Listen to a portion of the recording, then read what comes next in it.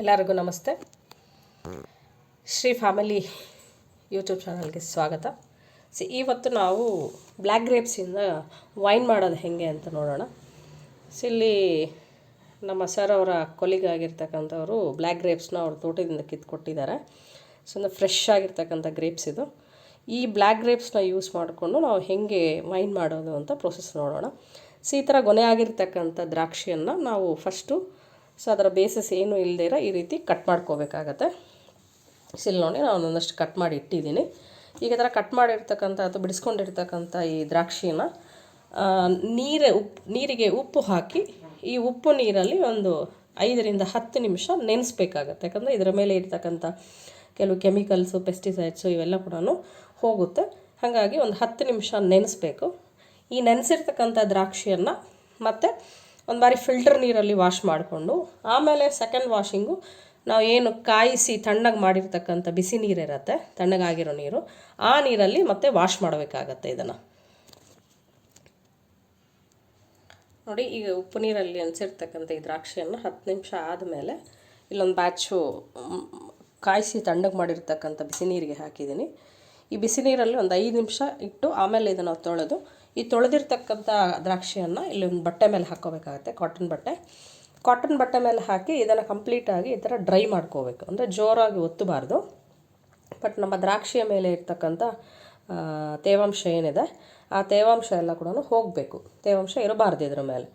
ಈ ಥರ ಮಾಡ್ಕೊಂಡಿದ್ದಾದಮೇಲೆ ಇದನ್ನು ನಾವು 2 ರೀತಿ ಮಾಡ್ತಾರೆ. ಒಂದು ಕೈಯಿಂದ ಹಿಸ್ಕಿನೂ ಜ್ಯೂಸನ್ನ ತೆಗೆದು ಫರ್ಮೆಂಟೇಷನ್ ಮಾಡ್ತಾರೆ. ಇನ್ನವರು ಇದರ ಮೇಲೆ ಒಳಗಡೆ ಇರ್ತಕ್ಕಂಥ ಸೀಡನ್ನ ತೆಗೆದುಬಿಟ್ಟು ಮಿಕ್ಸಿಗೆ ಹಾಕಿ ಕೂಡ ನಾವು ಜ್ಯೂಸ್ ಮಾಡ್ಬೋದು. ಈ ದ್ರಾಕ್ಷಿಯಲ್ಲಿರ್ತಕ್ಕಂಥದ್ದು ಈ ಥರ ಒಣಗಿಸಿರ್ತಕ್ಕಂಥ ಅಂದರೆ ಡ್ರೈ ಮಾಡ್ಕೊಂಡಿರ್ತಕ್ಕಂಥ ತೇವ ಒರೆಸಿರ್ತಕ್ಕಂಥ ದ್ರಾಕ್ಷಿನ ಈಗ ನಾನು ಮಿಕ್ಸಿ ಮಾಡಿದ್ದೀನಿ. ಈ ಮಿಕ್ಸಿ ಮಾಡಿರ್ತಕ್ಕಂಥ ದ್ರಾಕ್ಷಿನ ಇಲ್ಲಿ ಆಲ್ರೆಡಿ ನಾನು ಫಿಲ್ಟರ್ ಮಾಡಿದ್ದೀನಿ. ಈ ಥರ ಸ್ಟ್ರೈನರ್ಗೆ ಹಾಕ್ಕೊಂಡು ನಾವು ಆ ಜ್ಯೂಸ್ ಏನು ಬರುತ್ತೋ ಜ್ಯೂಸನ್ನ ನಾವು ಫಿಲ್ಟರ್ ಮಾಡ್ಕೋಬೇಕಾಗತ್ತೆ. ಇದರ ಒಂದು ಸ್ಪ್ಯಾಚುಲಾ ತೊಗೊಂಡು ಅಥವಾ ಸ್ಪೂನ್ ತೊಗೊಂಡು ಈ ಜ್ಯೂಸನ್ನ ನಾವು ಹಾಕ್ಕೊಂಡ್ರೆ ಕೆಳಗಡೆ ನಮಗೆ ಜ್ಯೂಸ್ ಎಕ್ಸ್ಟ್ರಾಕ್ಟ್ ಆಗುತ್ತೆ.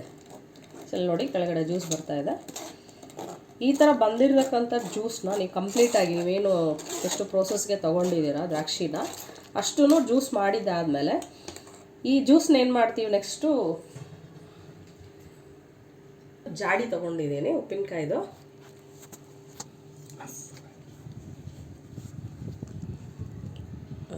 ಈ ಥರದ್ದು ಒಂದು ಪಿಂಗಾಣಿದು ಜಾಡಿ ತೊಗೊಂಡಿದ್ದೀನಿ. ಆ್ಯಕ್ಚುಲಿ ಇದು ಉಪ್ಪಿನಕಾಯಿ ಜಾಡಿ, ನಮ್ಮ ಅಜ್ಜಿಯ ಕಾಲದ್ದು.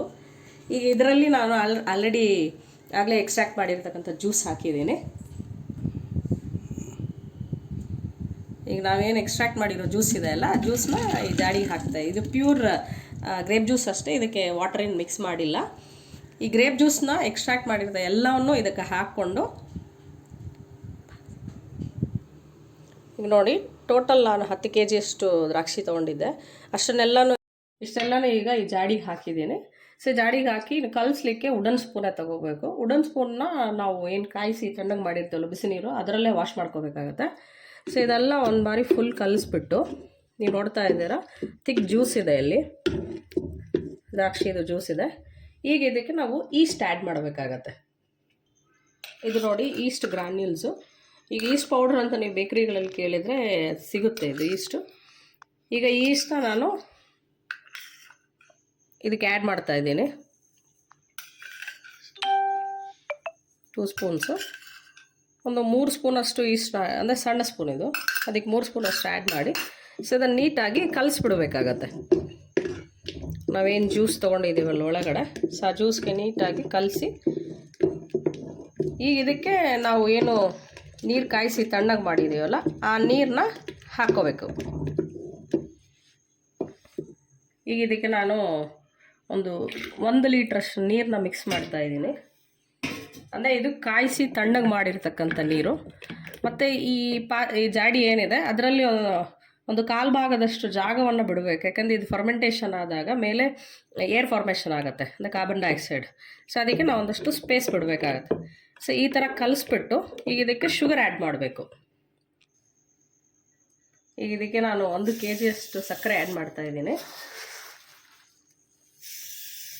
2 ಗ್ಲಾಸ್ ಹಾಕಿದ್ದೀನಿ. ಈಗ ಇದು 3 ಗ್ಲಾಸ್. 3 ಗ್ಲಾಸ್ ಅಂದರೆ 1 kg ಸಕ್ಕರೆ ಆಯಿತು. ಈಗ ಇದನ್ನು ಚೆನ್ನಾಗಿ ಕಲಿಸ್ಬಿಟ್ಟು, ಯಾಕಂದರೆ ಈಸ್ಟ್ ನಾವೇನು ಪೌಡ್ರ್ ಹಾಕಿದ್ದೀವಲ್ಲ ಅದನ್ನು ಮಿಕ್ಸ್ ಆಗಬೇಕಾಗತ್ತೆ. ಸೊ ನೋಡಿ ಫರ್ಮೆಂಟೇಷನ್ ಸ್ಟಾರ್ಟ್ ಆಗಿದೆ, ಅಂದರೆ ಬಬಲ್ಸ್ ಬರ್ತಾ ಇದೆ ನೋಡಿ, ಏರ್ ಬಬಲ್ಸ್ ಮೇಲೆ. ಸೊ ಅಂದರೆ ಇದು ಫರ್ಮೆಂಟೇಷನ್ ಆಗುತ್ತೆ. ಸೊ ಈ ಥರ ನಾವು ಕಲಸಿರ್ತಕ್ಕಂಥ ಇದನ್ನು 21 ದಿನ ಬಟ್ಟೆ ಕಟ್ಬಿಟ್ಟು ಇಡಬೇಕಾಗತ್ತೆ. ಇದಕ್ಕೊಂದು ದಪ್ಪದಾಗಿರ್ತಕ್ಕಂಥ ಬಟ್ಟೆ ಕಟ್ಬಿಟ್ಟು, ಈಗ ನೋಡಿ ಈ ಥರದ ಬಟ್ಟೆ ಹಾಕಿ ಮೇಲೆ. ಸೊ ಇದನ್ನು ಫುಲ್ ಕಟ್ಬಿಡ್ಬೇಕಾಗತ್ತೆ ಏರ್ ಟೈಟು.